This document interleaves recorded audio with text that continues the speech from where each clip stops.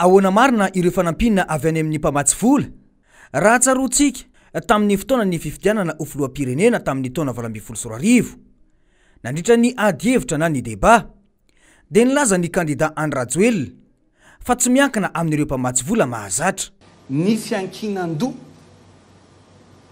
amin'ireo mpamatsy vola traditionnel raha mbola ireo no anteratsika raha mbola mifanampiana avy any amin'ireo firenen'ireo no antenatsika ampandrosoana ny Madagasikara dia za milaza anareo fa na afaka na amin'ny 2030 na amin'ny 2050 na amin'ny 2060 tsy androso mihitsy i Madagasikara. Amin'izao mifanohitra ny nolazaina sy ny zavamisy mbola ireo mpamatsy vola mahazatra toy ny FMI sy ny banky iraisam-pirenena ihany aloha no manampy mafy an'i Madagasikara raha vao nitranga ity krizy ara-pahasalamana vokatry ny coronavirus ity. Raha nisy tokoa izany ambopo sy ny fijoroana amin'ny teny izay nomena ny vahoaka dia tokony tonga denanda ireo vola be izay mitetina $470 miliara ny mpitondra ary dia nampiseho ny fahavonona ny nolazainy tamin'ireo fotoana ireny. Nitetiky ny mpitondra mantsy dia ampiseho amin'ny olona fa hoe tia tanindrazana ry zareo ka tsy baiko ny FMI sy ny banky iraisam-pirenena. Izany fitiavan-tanindrazana na ny patriotisme izany dia noezanana helika tamin'ny serasera rehetra nanomboka tamin'ny tambavy CVO iny. Nolazaina fa tsy tia tanindrazana izay tsy misotro na ihany koa mitsikera iny tambavy iny. Izay ihany koa no saika natao tamin'ilay Colisée ao anaty rova saingy ny vahoaka malagasy mihitsy no tsy nanaiky ny varotana sakabelo dia io Colisée io. Tsara ny tia tanindrazana raha toa ka manana ny enti-manana ny firenena kanefa isika dia mbola miankin-doha amin'ny mpamatsy vola ivelany. Ny fanontaniana mipetraka dia izao nankaiza ireo vola be fa toa tsy mihita mihitsy ilay mangarahara. Amin'izao fotoana izao dia toa mandeha indray ny kajikajy politika mikasika ireo vola be avy any amin'ny mpamatsy vola ireo. Raha ny voalazan'ny gazety Africa Intelligence tamin'ny 7 ny volana Jiona teo dia misy ampahany amin'ny $970 anoany no mipetraka fotsiny ao amin'ny banky foibe fa tsy ampiasaina akory kanefa dia voatokana anampiana ny vahoaka amin'izao krizy ara-pahasalamana izao.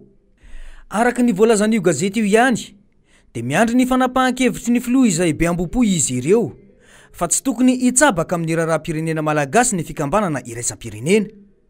Mahavariana ihany izany satria dia nidodidody tonga teny vato mihitsy ny filoha tamin'ny fiandohany ny valana retina raha nandefa fanampiana ho an'ny fitondrana ilay sinoa ampanambola Jack Ma.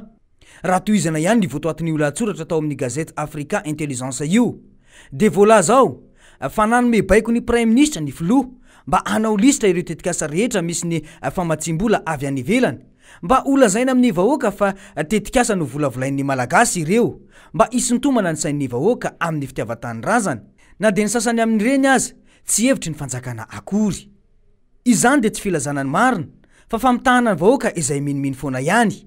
Mety ho diso baika ihany ny mpitondra raha izany no miseho satria efa nanomboka manontany ny FMI sy ny banky iraisam-pirenena momba ny tsy fampiasana ireo vola ireo kanefa ny vahoaka dia tena latsaka ao anatin'ny fahasahiranana lalina tokoa.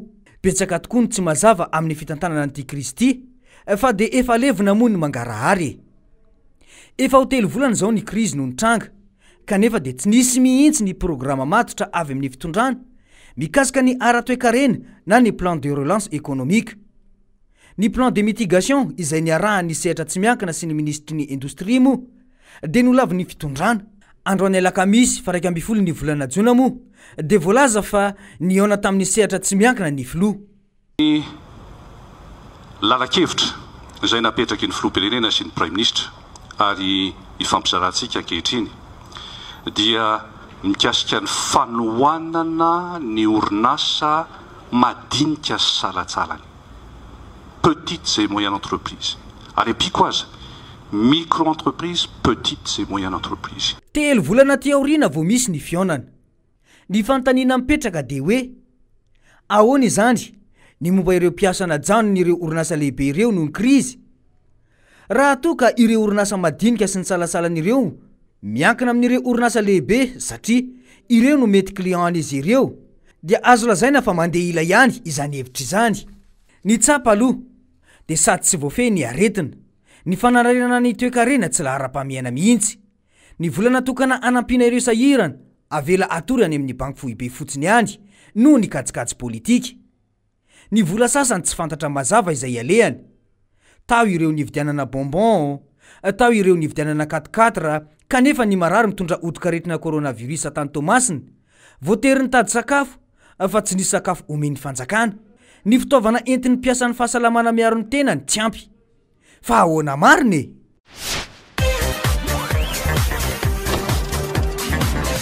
Ahoana marina e?